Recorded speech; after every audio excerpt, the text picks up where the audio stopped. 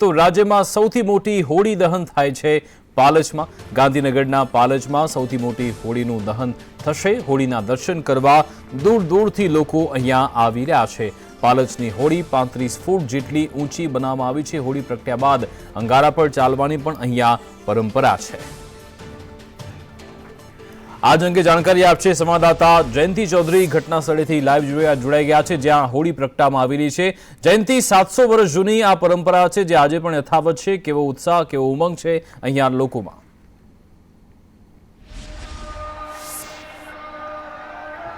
ગાંધીનગરને અડીને આવેલા પાલજ ગામ ખાતે 500 વર્ષ કરતા પણ વધુ વર્ષોથી એક પરંપરા ચાલી રહી છે હોળી પ્રગટાવવાની। આ ગુજરાતની તેમજ દેશની સૌથી મોટી હોળી કહી શકાય છે। આ કહી શકાય કે ગાંધીનગરની બાજુમાં આવેલા પાલજ ગામની અંદર જ્યારે હોળી પ્રગટાવવામાં આવે છે ત્યારે લાખોની સંખ્યામાં જે માઈ ભક્તો છે તેઓ અહીંયા પહોંચતા હોય છે। આપ દ્રશ્યમાં જોઈ શકો છો, દૂર દૂર ગામડાઓથી હજારોની લાખોની સંખ્યામાં લોકો અહીંયા આવ્યા છે। મહત્વનું છે કે આ હોળીની જે ઊંચાઈ છે તે 35 ફૂટ જેટલી છે અને તેનો ઘેરાવો 30 ફૂટ જેટલો રાખવામાં આવે છે। એક મહિના પહેલા હોળી દહન માટેની પ્રિપેરેશન એટલે કે તૈયારીઓ છે તે કરવામાં આવે છે। આસપાસના ગામડાના જે લોકો છે તે આજે કહી શકાય કે હોળી પ્રગટાવવા માટેના લાકડા છે તે એકત્ર કરતા હોય છે। ત્યારબાદ હોળીના દિવસે જે ચોક્કસ મુહૂર્ત હોય છે તેની અંદર એક તરફ મહાકાળી માતાની આરતી ચાલતી હોય છે અને બીજી તરફ ગામની અંદર હોળી પ્રગટાવવાનો રિવાજ છે તે છેલ્લા 500 વર્ષથી ચાલી રહ્યો છે। મહત્વનું છે કે આ હોળી પ્રગટ્યા બાદ તેના જે અંગારા હોય છે તેના ઉપર પણ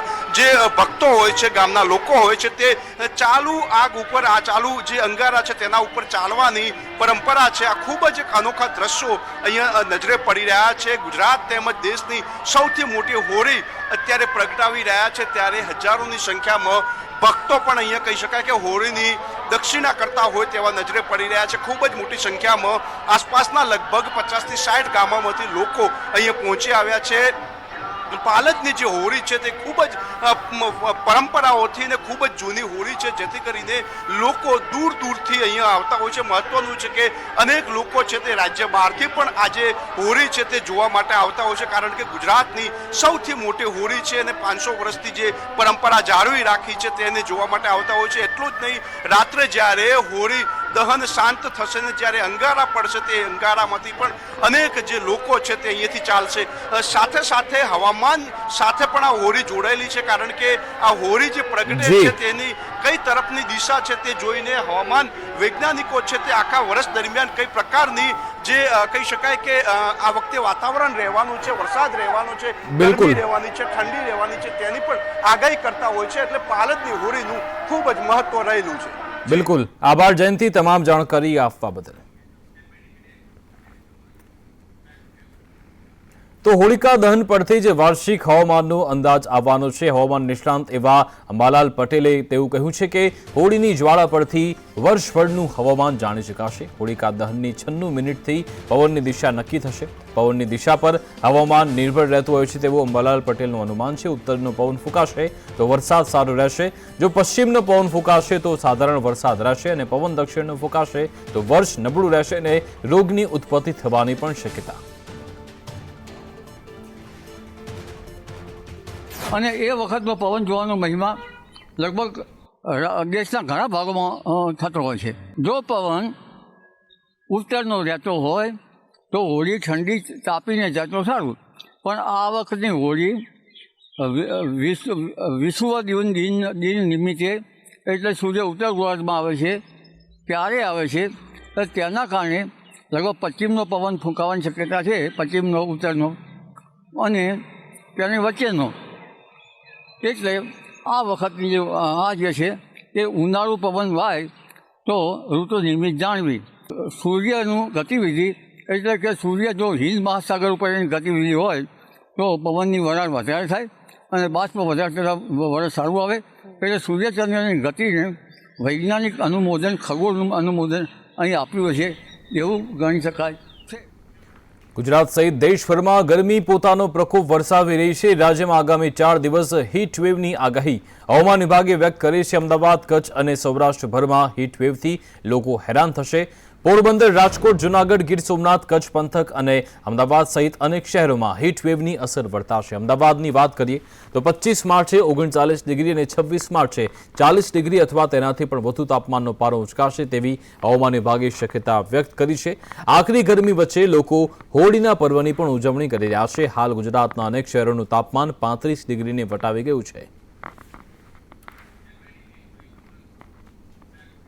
તો ક્ષત્રિય સમાજની નારાજગી બાદ હવે અંતે રૂપાલાએ માફી માંગી લીધી છે. ક્ષત્રિય સમાજ મુદ્દે કરેલા નિવેદન મુદ્દે તેમણે કહ્યું કે હું દિલગીરી વ્યક્ત કરી રહ્યો છું. ઘણા આગેવાનના મારા પર ફોન આવ્યા. આગેવાનોએ પોતાની લાગણી વ્યક્ત કરી હતી. મારો ઉદ્દેશ્ય વિધર્મીઓના જુલ્મો અંગે વાત કરવાનો હતો. રાજવી અને ક્ષત્રિય સમાજને નીચા દેખાડવાનો ઉદ્દેશ્ય નથી.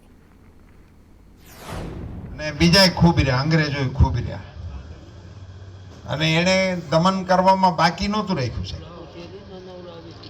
અને મહારાજાઓ નિમ્યા, એમણે રોટી બેટીના વ્યવહાર કર્યા, પણ મારા રૂખી સમાજે ન તો ધર્મ બદલ્યો ન તો વ્યવહાર કર્યો. એને સૌથી વધુ દમન કરવામાં આવ્યું હતું, પણ એ નતા હટ્યા. આ 1000 વર્ષે રામ એના ભરોસે આવ્યો છે, એમનામ નથી આવ્યો. તેથી એની તલવારો આગળ નહોતા ઝૂક્યા, ન તો નાના માણસો હતા, ન તો એ. અને બીજાય ખૂબ રહ્યા, અંગ્રેજોએ ખૂબ રહ્યા, અને એને દમન કરવામાં બાકી નહોતું રાખ્યું છે. અને મહારાજાઓ નિમ્યા, એમણે રોટી બેટીના વ્યવહાર કર્યા, પણ મારા રૂખી સમાજે ન તો ધર્મ બદલ્યો ન તો વ્યવહાર કર્યો. એને સૌથી વધુ દમન કરવામાં આવ્યું. મારો આશય માત્ર ધર્મીઓ દ્વારા આપણી સંસ્કૃતિ ઉપર અને આપણા દેશ ઉપર થયેલા જુલ્મોનું નિરૂપણ કરવાનો હતો. સહેજ પણ રાજવી પરિવાર કે ક્ષત્રિયોને નીચા દેખાડવાનો મારો કોઈ આશય કે ઈરાદો ત્યારેય નહોતો, અત્યારેય ના હોય અને ભવિષ્યમાં પણ ના હોય. તેમ છતાં આ મારા વિડીયો થકી કે મારા આ પ્રવચનના ઉલ્લેખ થકી કોઈ પણની લાગણી દુભાઈ હોય તો હું દિલગીરી વ્યક્ત કરું છું, દિલથી માફી માંગુ છું.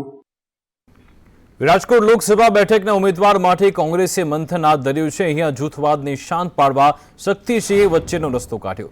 જૂથવાદ ડામવા માટે કોંગ્રેસ પ્રદેશ અધ્યક્ષ શક્તિસિંહ મેદાનમાં આવ્યા. ગૂંચવાયેલ કોકણું ઉકેલવા 2 નિરીક્ષકની નિમણૂક કરી. ઓઝા વંશ અને ભીખુ વાડોદરાને નિરીક્ષકની જવાબદારી સોંપવામાં આવી. રાજકોટ શહેર અને જિલ્લાના આગેવાનો કાર્યકરોને તે સાંભળશે.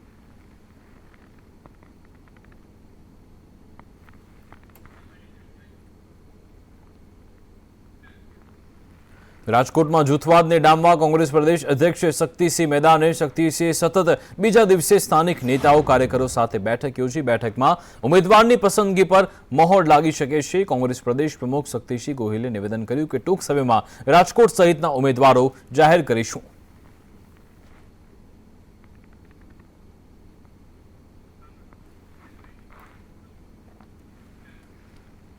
તો આયાતી ઉમેદવાર પર આજે વાર પલટવાર થયો. શક્તિસિંહ ગોહિલના પરસોત્તમ રૂપાલા પર પ્રહાર. તેમણે કહ્યું કે રૂપાલા રાજકોટથી લડી રહ્યા છે, જોકે અમરેલી બેઠકથી કેમ ન લડ્યા. અમરેલીની પ્રજા રૂપાલાને ઓળખી ગઈ છે તેવું શક્તિસિંહે કહ્યું કે ભાજપના નેતા રાજુ ધ્રુવે શક્તિસિંહનો જવાબ આપ્યો. તેમણે કહ્યું કે શક્તિસિંહ ભાવનગરથી ભુજ ચૂંટણી લડવા કેમ ગયા હતા.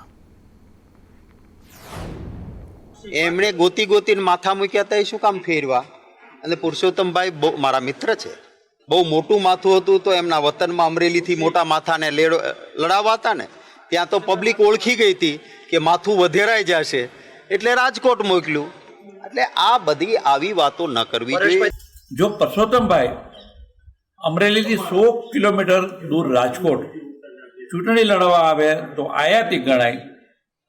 તો મારે શક્તિસિંહજીભાઈ આપને પૂછવું છે, આપના રાષ્ટ્રીય નેતા રાહુલ ગાંધી અમેઠીથી વાયનાડ જાય, 100 કિલોમીટરના દૂરના રૂપાલા સાહેબ આયાતી ગણાય. બનાસકાંઠામાં ગેનીબેન ઠાકોર વધુ એકવાર આક્રમક મૂડમાં જોવા મળ્યા. તેમણે નામ લીધા વગર શંકર ચૌધરી પર પ્રહાર કરતા કહ્યું કે બનાસમાં બહારથી આવેલાને દાદા નહીં બનવા દઉં. અમે માત્ર બે જ દાદામાં માનીએ છીએ, એક ગણપતિ દાદા અને બીજા હનુમાન દાદા. અન્ય કોઈ દાદા બનવા માંગતો હોય તો પોતાના મગજમાંથી રાઈ કાઢી નાખે. આ ઉપરાંત તેમણે બનાસ બેંક અને ડેરી વિશે કહ્યું કે 10 વર્ષથી બેંક અને ડેરી એક જ વ્યક્તિનો રાજકીય અડ્ડો બની ગઈ છે. હવે લોકો લોકસભાને પણ એક ઠેકાણે લાવવા માંગે છે. આવી હુકુમતથી જિલ્લાને છુટકારો અપાવવા માટે હું આવી છું. બહારથી આવેલા લોકો હુકુમત નહીં જમાવી શકે. આ છેલ્લા 10 વર્ષથી બનાસ ડેરી ને બનાસ બેંક એ એક જ વ્યક્તિના રાજકીય એક અડ્ડો બની ગયો છે. તો આ દેશ બનાસકાંઠાની અંદર બહારના કોઈ દાદા થવા માંગે છે તો હું એમને કહેવા માંગુ છું કે અમારી હિન્દુ સંસ્કૃતિ પ્રમાણે અમે બે દાદાને માનો છે. એક હનુમાન દાદાને માનો છે અને એક ગણપતિ દાદાને માનો છે. ત્રીજો કોઈ દાદા થવા માંગતો હોય તો એના મગજમાંથી રહી કાઢી નાખે. અમારા માટે કોઈ બીજો ત્રીજો કોઈ દાદો નથી. બનાસકાંઠા બેઠક પર ચૂંટણીનો જંગ જામેલો છે. તેવામાં દિયોદર કોંગ્રેસના પૂર્વ એમએલએ ભાજપ પર આકરા પ્રહાર કર્યા. તેમણે ભાજપ ઉમેદવાર રેખા ચૌધરી પર નિશાન સાધ્યું. તેમણે કહ્યું કે રેખાબેનને માત્ર છોકરા જ ભણાવતા ફાવે, રાજનીતિ તો અમને જ આવડે. હમણાં મારે રેખાબેન મારે માર્કેટનું ઉદઘાટન હતું. એટલે પોતે ભાષણ કરવા ઉભા છે. એટલે પોતાની ભાષામાં ભાષણ કર્યું. એટલે મને બે મિનિટે પૂછ્યું, મને કે રેખાબેન કેમ કે છોકરા ભાવે એમ કે બોલે છે. એટલે મેં કીધું બેન જગન્ના કોલેજમાં પ્રોફેસર છે અને છોકરા ભણાવે છે. એટલે આખી જિંદગી જ્યારે આખી જિંદગી જે ધંધો કર્યો હોય ત્યાંની જ ભાવે, કારણ કે અમારે રાજકીય ભાષણ કરતા ભાવે. સાબરકાંઠા બેઠકને લઈ ભાજપમાં બવાલ ચાલુ છે. મેઘરજમાં ભીખાજી ઠાકોરના સમર્થકોએ વિરોધ કર્યો. ભીખાજી ઠાકોરના સમર્થકો બેનરો સાથે જોવા મળ્યા. ભીખાજી નહીં તો ભાજપ નહીં, ભીખાજીની ટિકિટ નહીં તો ચૂંટણી બહિષ્કાર, તેવા બેનર સાથે આજે સમર્થકો મેદાનમાં આવ્યા હતા.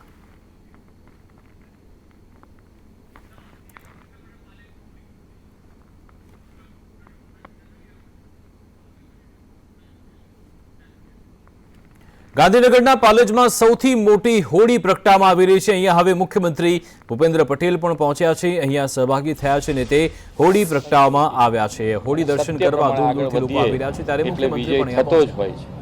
અને એટલે તો આ વખતે જનતાએ નક્કી કર્યું છે 400 પાર.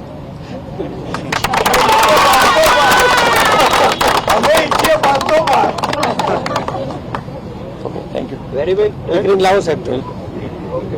દીકરીને લાવો સાહેબ જોડે. દાદા હિન્દીમાં આપશો પ્લીઝ. ઓકે નહીં આવે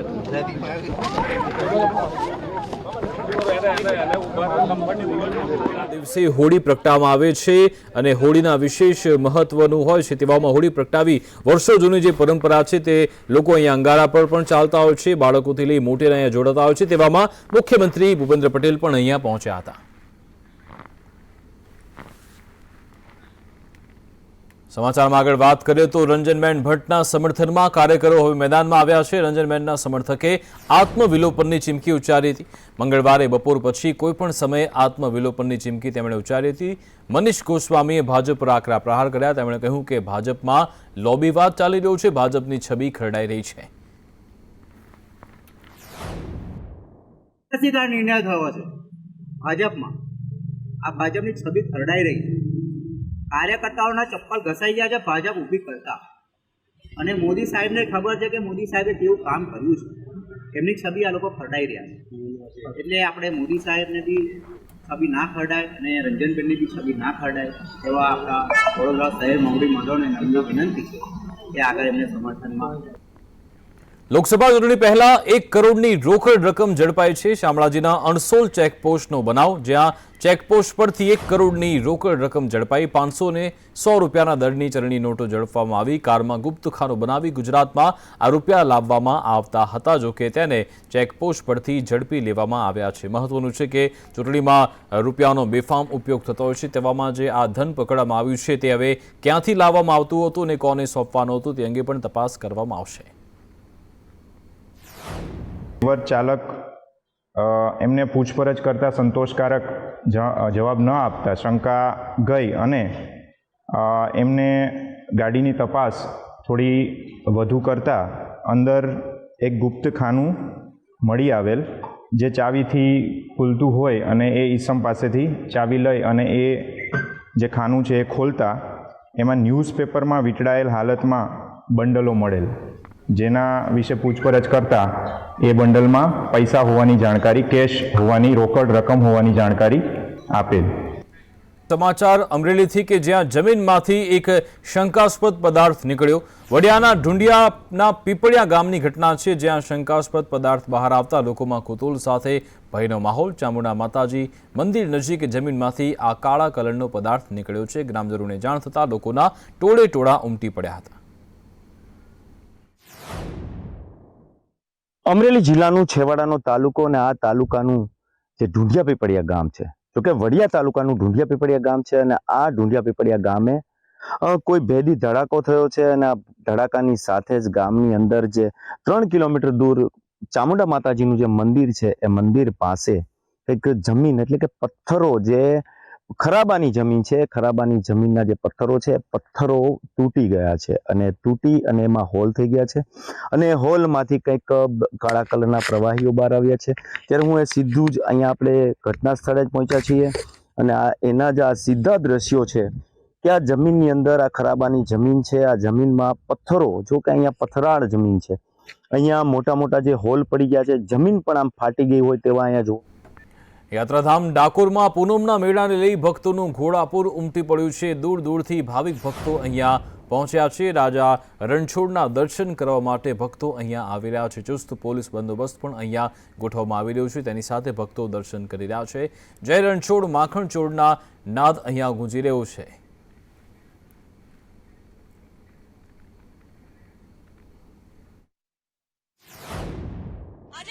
પૂનમના દિવસે ડાકોરના ઠાકોરના દર્શન કરવાનું એક વિશેષ મહત્વ રહેતું હોય છે ને દરેક જનરેશનના લોકો અત્યારે મંદિરના પરિસરમાં જોવા મળી રહ્યા છે. કેટલાક બહેનો આપણી સાથે જોડાયા છે. ડાકોરના મંદિરે આપ દર્શન કરવા આવ્યા છો, કેટલા વર્ષથી આવો છો દર્શન કરવા? છેલ્લા 4-5 વર્ષથી આવીએ છીએ અહીંયા આગળ. ધૂળેટીના દિવસે જ અહીંયા આગળ આવીએ છીએ. પબ્લિક બહુ વધારે હોય છે. હું ફર્સ્ટ ટાઈમ આવી છું, મને ખૂબ જ આનંદ થયો ભગવાનના દર્શન કરી. ડાકોરના ઠાકોર વિશે બસ એટલું જ કહીશ કે જો તમારી શ્રદ્ધા સાચી હોય, તમારી ભક્તિ સાચી હોય તો રણછોડરાય ગમે ત્યાં મળી જાય છે. આજ મારા કાળિયા ઠાકોરને મેં સાક્ષાત અંદર દર્શન કરાવી દીધા. ડાકોરના ઠાકોર તારા બંધ દરવાજા ખોલ. અહીંયા સ્ત્રીઓ ડાકોરના દરવાજે ઊભી છે, ભગવાનને આજીજી કરી રહી છે. તમારા બંધ દરવાજા ખોલો. આજે ભક્તો તમારા દર્શને આવ્યા છે ને તમારા દર્શન કરીને ધન્યતા અનુભવી રહી છે. આપ જોઈ શકો છો જે સ્ત્રીઓ આજીજી કરી રહી છે, શ્રદ્ધાથી ભગવાનને પ્રાર્થના કરી રહી છે કે તમારા બંધ દરવાજા ખોલો, અમે તમારા દર્શન કરવા માટે આવ્યા છે. પૂરા શરીરમાં ઝણઝણાટી વ્યાપી ગઈ છે. કંઈ બોલી પણ નથી શકતી. હું એટલી ખુશ છું. આજે એકદમ અદ્ભુત વાતાવરણ છે મંદિરનું. ભક્તો અહીંયા ભગવાનના દર્શન માટે આવતા હોય છે અને સાથે જ પોતાના જે વિશ્વાસ છે, પોતાની જે લાગણીઓ છે એ ભગવાનને સમર્પિત કરતા હોય છે અને એ જે રંગ છે એ ભગવાનને ઉડાડે છે. એની સાથે સાથે પોતાની જે ઈચ્છાઓ છે એ પણ ઈશ્વર સુધી પહોંચાડે છે. કેમેરામેન ચેતન પરમાર સાથે જંખના દવે, સંદેશ ન્યૂઝ, ડાકોર.